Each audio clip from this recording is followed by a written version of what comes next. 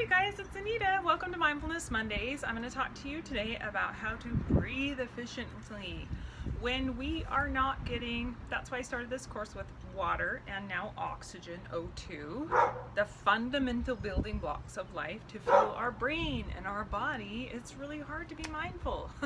So we're starting with these two strong, very important, very simple building blocks. Start getting hydrated and start getting saturated with oxygen. I posted a few really helpful TED Talks about a week ago in the thread. If you're interested, I'll also post them again after this video today as well in the comments section in case you're interested in getting more info. But a few things that we're doing wrong with our breath are, first of all, we are mouth breathing. We need to shut our mouth and start to breathe through our nose, because your nose it's the gatekeeper for telling your body how much oxygen you can intake, for telling your body how much waste to expel in the form of carbon dioxide. It's the gatekeeper to filter the breath as it comes in and to acclimate the breath to your body's moisture level and temperature levels at a faster rate so your body can be more effective.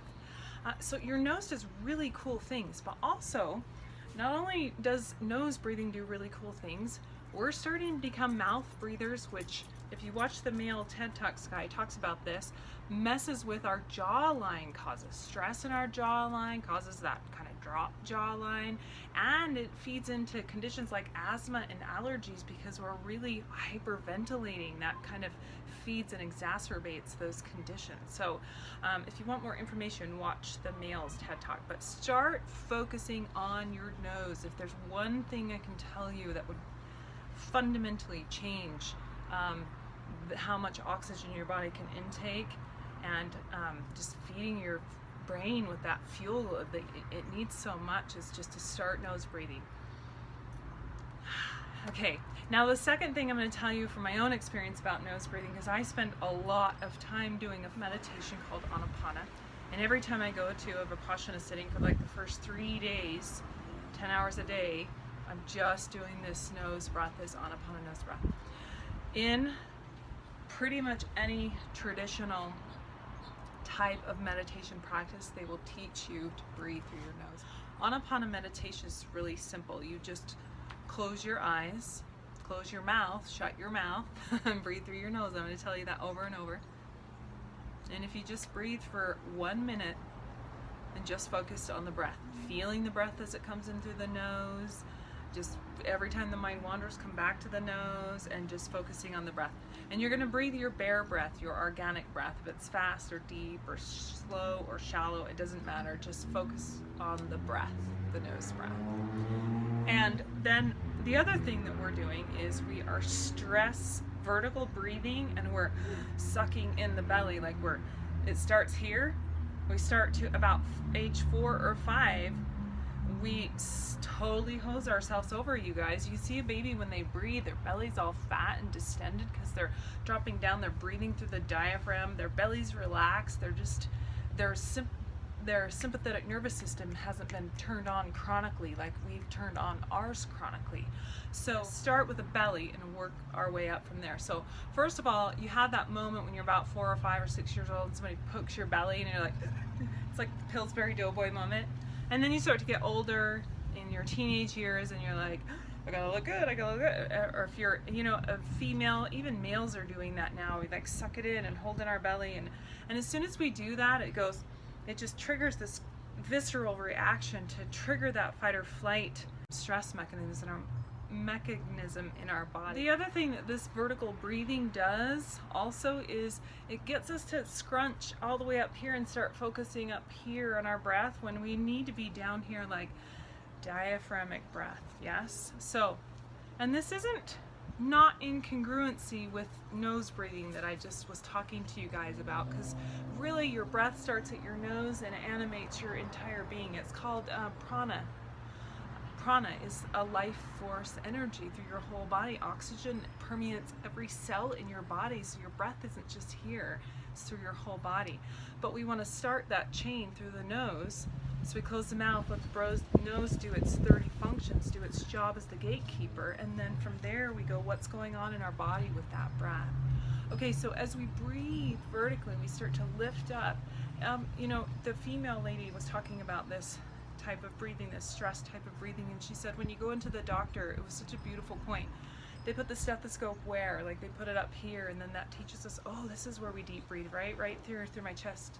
But no, we actually take those deep breaths, starting at the belly and then the diaphragm. So we want this big, deep diaphragmatic breath. So you want to kind of expand the rib cage like this. If this was your spinal column going down through the center this way, you want to kind of expand the ribs cage in all directions rather than just this.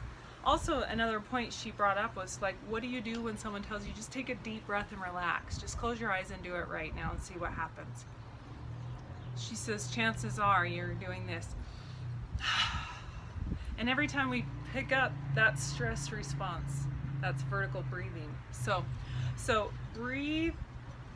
Start to maybe put your hands on your rib cage or hand. I love this one. Hand on the heart center, hand on the belly. And instead of breathing like this up and down vertical, start to, and the female talks about this in the TED Talk video, start to horizontally breathe, or she calls it kind of a rock and roll. So this would kind of be an exaggerated version. On the inhale, you really expand out the belly, let the belly balloon. Rib cage opens up, and I'm not going up and down, I'm kind of rocking forward and back with that breath. And so it feels a little bit exaggerated at first, but try it a couple of times. In fact, if you want to do it with me now, just close the eyes, put one hand on the heart center, one hand on the belly, and then just allow your spine to kind of rock forward and back. And then relax the belly. And then I'm going to tell you the most fundamental thing. People always ask me, how does yoga help you lose fat? Well, I'm going to tell you right now, after practicing it for 20 years. Feel your belly rise and fall like a big balloon, and stop sucking it in, stop holding it in, and just let it rock and roll. Just let the belly, as you inhale, the belly expands like a big balloon. Exhale, belly sinks and contracts. When we are constantly in that fight or flight state, that belly is like right here, and our body is, our chest is tense, and then our mind gets boggled up and we can't think clearly. She's really stressed out, we might miss lunch, just hold on to that fat, we might need to pull some off of it. Okay, so what are we gonna do? Nose breath, and rather than vertical breath, we're gonna rock and roll. Nose breath, rock and roll. Close the eyes, take a few breaths here. Soften the belly, soften the chest. Shut the mouth.